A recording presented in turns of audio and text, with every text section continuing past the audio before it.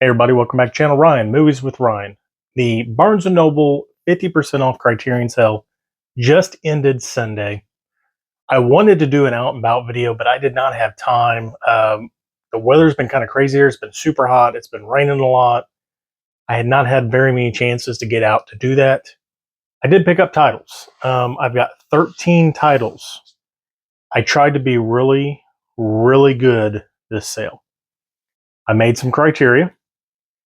Pretty much it had to be on my list. I didn't have a very big list. I think I had like 15 or 18 titles.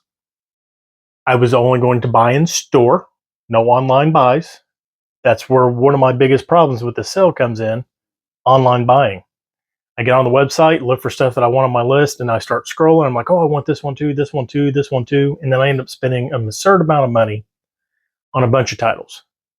So if it was not in store, I didn't buy it, period. So we're going to get in this real quick. Hopefully everybody had a great Criterion hunt this last month at Barnes & Noble. Hopefully you got your titles. If you're purchasing through Amazon, awesome. They also usually do 50% off, and sometimes you can find titles just a little bit more off. We're going to get in these.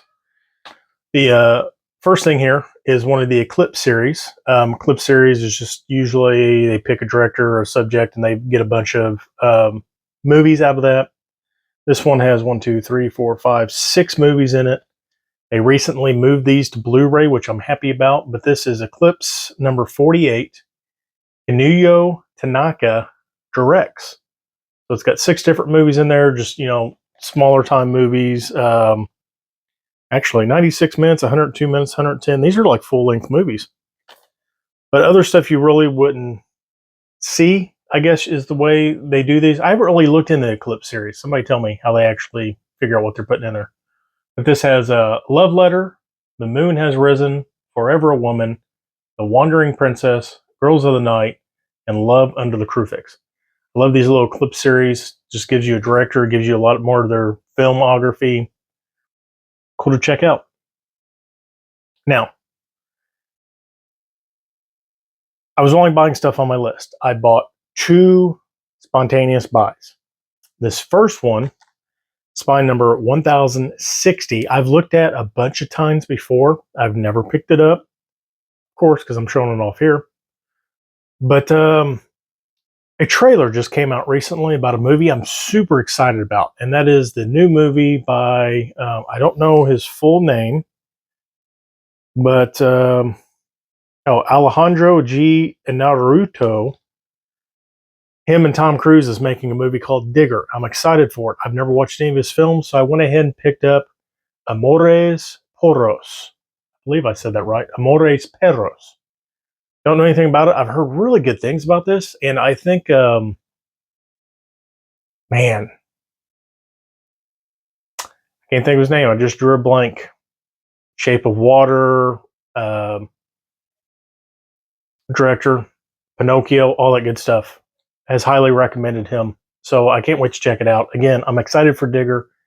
Might as well pick this up too. It's in the collection. It's been in the collection for a while. I know other people have suggested that. Next, another one. When this first popped up, I really didn't pay attention to it. It's 3 films of Mike Mills.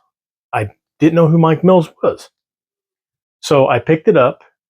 I'll remind you of everything, the films of Mike Mills. So this has Beginners, 20th Century Women, and Come On, Come On. I've never heard of Beginners. I've heard of 20th Century Women. I've heard it's really good. And Come On, Come On is an A24 movie that I love, starring Joaquin Phoenix. It's in black and white. So I figured, what the heck? I went ahead and got rid of my Come On, Come On edition already. Pick this up. I want to check out those other films by Mike Mills. Can't wait to check that out. Next, I know a couple years they did the Janus compilation series, and this is under a new series by them called Criterion Premieres, and apparently they've transitioned to the premieres. There's still some stuff on there from the compilations or whatever it was, and these aren't full on Criterions. They're still on sale for 50% off. And they're just little select things of, seems like, newer movies that deserve praise. And this is a movie by Xiao Tao, and it's Caught by the Tides. Now, this movie, from what I understand, he's drawing a 23-year collaboration between two actors. Cast them as strange lovers tracking these characters across an increasingly alien China as they age in real time. So this was over 23 years. It's kind of like the Before trilogy, I guess, is what you could kind of, where Linklater spaced them out over different years. But Caught by the Tides, can't wait to check it out. Again, Asian cinema, had to pick it up. Next, Spine number 1306. Most of these are newer movies too, which I'm happy about. I've never seen this movie. I've heard really good things about it, and this is the 4K version, and it is Lee Marvin's Point Blank. I should say Lee Marvin is in it. It's a John Boorman movie, but it's a gangster drama. And Lee Marvin, I liked him when he did all the war movies and all that. My grandfather, Godfather, used to love Lee Marvin, so I can't wait to check this out. I don't think I've ever seen it. When I watch it, I'll find out if I have. I may have watched it on 80s television or something like that. But Lee Marvin in Point Blank. Next, I believe this was an Amazon movie or a Hulu movie or a Tubi or something. Came out in 2025, Spine number 1311, a film by Joachim Trier, Sentimental Value. And I believe this has the elder Skarsgård in it, and it's got three, about him and like three daughters or two daughters or something like that. And it's supposed to be a family dynamic movie. I like Trier. I've loved all of his movies I've watched. I love all the Skarsgårds. And this is one of those things. It was on streaming. Criterion picked it up. Can't wait to check it out. And I believe this is the 4K version. Yes, it is. And it was on streaming. Criterion picked it up. It put it out for us to enjoy. So I can't wait to check it out. Moving along, a film by Lynn Littman, Spine number 1303. I don't know what caught my eye on this movie. I get the emails like most people that follow Barnes & Noble and Criterion and all that. And when Criterion announces their new titles, I seen this and something just caught my eye, but it's taking a hauntingly intimate approach to an often sensationalized subject. The singular testament depicts one family's daily life in the wake of a nuclear devastation. That pretty much got my attention. But the movie is called Testament. And I don't know who is in here. Carol Weatherly. And I think that's pretty much, that's the only person they say on here. Jane Alexander, William Devane. One, check it out. It caught my eye. I love the cover on this. It's just, that's nuclear fallout or like the blast from a nuclear blast. So I can't wait to check that out. Seemed like a cool premise. Next, another new title to the collection, 1321. Nagisa Oshima. I've got a bunch of Oshima stuff. Oshima is a very prolific Asian director during the 50s and 60s. And this is his newest release to the collection, A Cruel Story of Youth. He's got several things in the collection. I highly recommend Oshima. Definitely check him out. But this is his second film. Caught in the dog-eat-dog crucible of post-war Tokyo, teenage lovers Makoto and Kiyoshi turn to a life of crime, entrapping treacherous middle-aged men in order to extort them of money. So it is a cruel story of youth. Can't wait to check it out. Oshima's good. Asian cinema, good. Next, I think this may be only his second or third entry into the Criterion collection. And I'm so glad that they're preserving this gentleman's work because a lot of it has been kind of left behind. Dragon End, and I forget the other one, but this is Spine number 1305, Sue Hart's The Blade.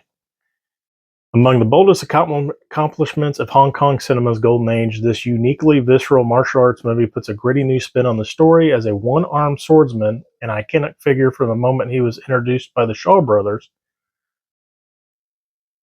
Yeah. So yeah. So it's from that Shaw brother era, the one-armed swordsman, the blade. Can't wait to check it out. Again, Sue Hark. Can't wait to check that out. I said Dragon Inn. I don't think actually Dragon Inn was his. This may actually be his first foray into the collection.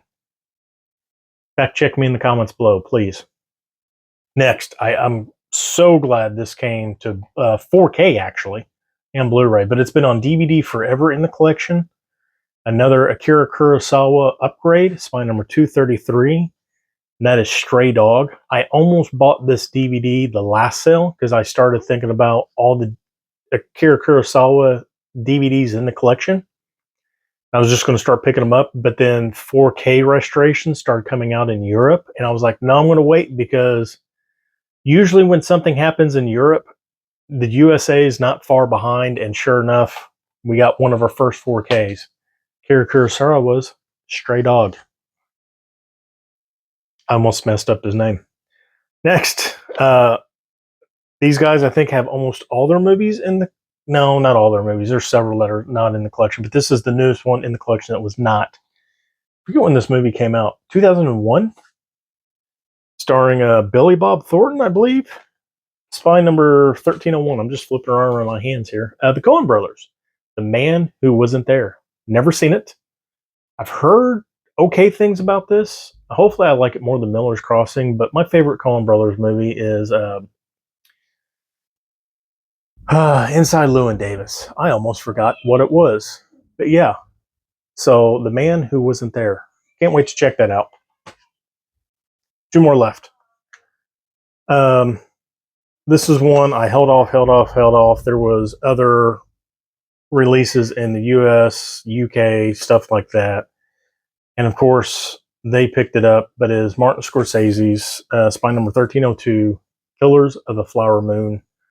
I have not watched this movie. I refuse to watch a lot of stuff on streaming. I want it on physical media. This came out on physical media. It's a nice big chunky box set too.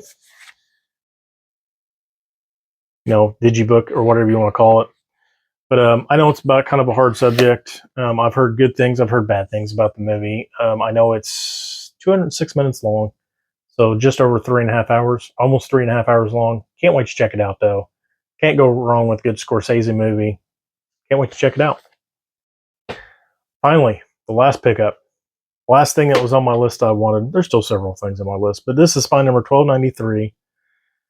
And I believe this is his first entry into the collection. 1985's Pee-wee's Big Adventure. I don't know what else to say about this movie. It's a fun time. I remember watching this in the theater when I was a kid. I remember watching the VHS tape and renting it as a kid. I liked this movie. It was really fun. Pee-wee's Playhouse was always on TV. It was a fun time. So glad this came in the collection. Again, Tim Burton, first time in the collection. Something you wouldn't think would belong in the Criterion collection, but it has a rightful place here. So that's been my pickups. It's everything I picked up in the July Barnes & Noble 50% off Criterion sale. We're going to do a little elevator. We're going to go up, see everything I picked up. And that's it. That's what I picked up in the sale. Hopefully everybody's doing good. Leave me a comment down below what you thought about what I picked up. Tell me what you picked up. Don't forget to like. Don't forget to subscribe if you have not subscribed to me. And again, Ryan, Movies with Ryan. Until I see you again, have a fantastic night.